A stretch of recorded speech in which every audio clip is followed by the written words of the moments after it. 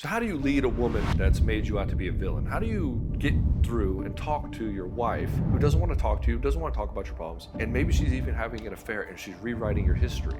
In fact, you see this right before your eyes. You see her villainizing you. She might even call you a narcissist. In this video, I'm going to tell you how you can change that situation where she's giving you the cold shoulder, blocked you out completely, into a situation where she actually wants to have a constructive conversation and maybe even open for reconciliation a couple of weeks down the line.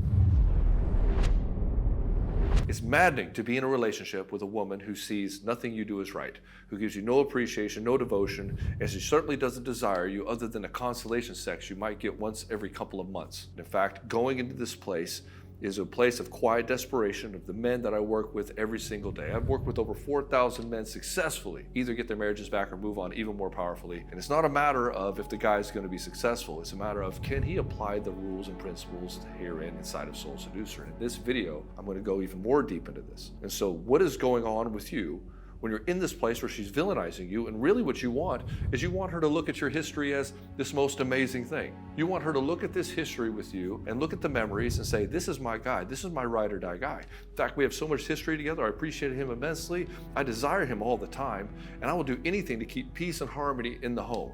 Most men have no concept what that actually looks like because they've never seen it, they've never experienced it, and they certainly have not been able to have the skill or even the source material to create soulmates with this wife. And so what's going on here? The first trick that a woman employs when she tries to get rid of you, and make no mistake, her villainizing you is part of her exit strategy. The first thing that she does is she tries to make you hate her.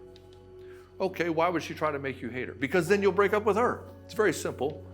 If I just pound on him all the time and hammer him all the time, he'll finally leave me. But the problem is that you're too weak to stand up for yourself, so you never leave and you just keep taking it. And so then her respect for you goes in a fucking toilet, and she keeps doing this more and more and more, and there's nothing more infuriating to a woman than a weak-ass man that's supposed to be the fucking hero. And if you're that guy, yeah, you're getting what you deserve. In her mind, you're getting what you deserve. You're like, that, nobody deserves this. I agree with you, 100%. Nobody deserves to be treated this way. But what's happening is you were supposed to be the guy to take her to the promised land of great love. You were supposed to be her fucking hero. And here you are kowtowing to all her emotionality and wondering why the hell your power went out the window, and you can't even stand up to yourself for a woman who's leaving you. And so what she does is she looks at this and has massive resentment. This whole horde of unmet expectations has been cast and thrust in front of her, and all she can do is see that shit when she looks at your face. You forget to take out the trash, you're a fucking asshole. You don't care about her. All you care about is yourself. Every time you forget to take care of the kids, every time you're on your phone instead of being there and connecting with the kids, she's like, he doesn't care about the kids. See what's happening? He cares more about his phone. Every time you try to throw cash at the problem instead of see her deeply and the wounds that are happening within her. Every time you try to shut down an argument by threats. Every time you try to solve all of her problems by just throwing stuff out there, she's like, he doesn't care about me. He's just trying to shut down my problems because I'm too much for him. You see why she calls you a narcissist? And so what ends up happening, she gets quiet. She stops bringing up things to you all the time. From your perspective, she's like, yeah, it's getting better. She stopped bitching so much. This is cool. But from her perspective, she's like, I don't have a soulmate here. I have a guy that I am in the way of. I'm in the way of this guy. He doesn't really love me. And so you know what? Fuck him. This is why she starts slamming cabinets, slamming drawers, snide remarks, because she wants to at least get the anger out. Can't you see how much this is hurting her? And this is how she acts towards you, hoping that she can get some sort of emotionality out of you. Even a child will take an angry parent over a parent that ignores them. And this is what happens to your wife. And this happens over years. And so this resentment in her builds and builds and builds. And at the end of the day, she's like, he doesn't really care. When he comes home, he's exhausted. He doesn't want to play with the kids. He doesn't want to talk to me. I don't think he's happy here at all. I don't think he wants to be a father. And then he comes around and he wants sex. And he just expects me to turn on when this entire time I've been out here feeling like he doesn't even want to be here, but now he wants the sex. So then what does she feel like? She feels used. She feels like her body is this vessel that's used, and then she doesn't give you the sex. And what do? You vacillate between a baby or a bastard. I don't understand why you don't want this. You're probably not attracted to me and all this stuff. Or you go to, I feel fucking exploited. All I care about is my cash. You're never here. You're always just angry. And you just let her have it. What she was looking for is some sort of connection first. Can we have at least 10 minutes to just hang out and have a good time? I can tell you, if you're just the angry guy, that's a lot easier to save a relationship unless you're the baby guy. If you're the people-pleasing guy, it's way harder to save a relationship than the entrepreneur who just is neglectful to his wife. Because all she is desperately wanting is a little bit of attention. The guy who's the people-pleaser, well, he's put his respect down into the toilet, and she looks at him as weaker than her, and she's like, I can do better. Whereas the other woman is just starving for affection, and so the other woman, who has a guy who's absent, any guy that talks to her and just hears and understands her, she's like, oh, this must be what love feels like again, because somebody actually gives a fuck about me.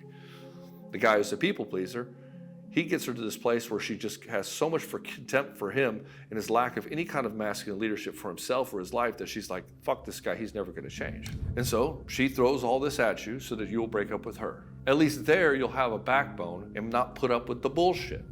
You're like, why do women test them? She can't help it because she's so frustrated, it's just gonna come out. You're like, why can't she have some self-control? Her job is not to have self-control, although she needs to learn to embody it, but her job is to emote honestly in a relationship and you to see what's happening and use your leadership moves to pivot based on your principles as a man. Most guys don't have principles, they don't know how to pivot. They look at their wife for approval, so they just say, if my wife's happy, then my life's happy. And it's like, no, dude, what makes your life happy? Let's start from there. Then you can shake out what your relationship's supposed to be like with your wife, and then you lead your family into that place it's supposed to go, that ideal world that you're trying to create.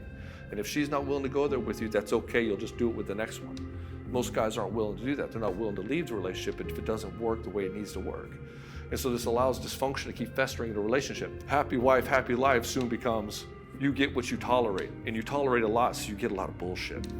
And so most guys have no boundaries at all because they're unwilling to walk away. And so this woman's is a place of quiet desperation where she doesn't feel like you care about her at all. And you're sitting here trying to play this game of, well, how can I make her happy? She's so scared, she's so upset, she's so whatever. And so she tries to get you to break up with her first. And when you take all this disrespect, what ends up happening is she starts to look down on you because you take a lot of disrespect. You try to be more understanding, you try to see what's going on, you try to tactically maneuver what's wrong with her. And she says, he just doesn't get it. It's not what's going on with me. It's that he's just not present with me. He's just not there with me. He can't feel me. He can't try to hear me or really understand what I'm saying. He's so caught up in his tactics of what he has to do to manipulate me into what he wants that he can't fucking see me. And this is why she gives up on the relationship. Because at some point she realizes she's beating a dead horse. So she mourns the relationship. She mourns what could have been. And she's pissed off that you, who was supposed to be the great hero, became this sad sack of shit chasing after her. She didn't want that guy. At all. She never wanted that guy. You coming in here, begging and pleading and talking about all the problems and trying to turn things around. Yeah, she wants to turn things around. But what she sees is a guy who's desperate to get her back because he needs her to love him, or he's not whole as a man without her. You see, the hero doesn't need a woman to boost him up. The hero doesn't need a woman to approve of him and to give him sex all the time. He goes and slays the fucking dragons because that's what he wants to do. And the woman's like, hey, can I be a part of it? He's like, well, it's dangerous. You gotta stay, you can't, too dangerous for you. She's like, I'm coming anyway. He's like, okay, well, I guess I can't stop you. That's the game you're supposed to be playing. Not this game of chasing after approval and sex. What are you doing? And so this is why she'll sit there and try to destroy the relationship. And then when you keep taking it, then she's like, I'm disgusted with him. And now she's rewriting your history because she's like, if this is how he is now, he must have always been this way. And now she's like, this is just a guy that I've been with. I made a huge mistake with him. I had no idea he was this way. He changed. He's a different guy than I thought. And now she harbors a lot of resentment because you took a lot of her youth away. You took away the promise of the great love and the great family. And she looks at you with massive contempt because you stole something from her that nobody can give back, which is time. And she's only got 1 or 2 shots to make this happen, really just 1 shot to make it happen, and she blames you for it. If you want to turn this around massively and become the guy that you know you're supposed to be, the fucking hero of this story, the hero of your story, slay your dragons, seduce the maidens, write your own adventure, check out Soul Seducer in the description below. Hit like if you like this video, brother. Hit subscribe if you want to see more, and I'll see you in the next one.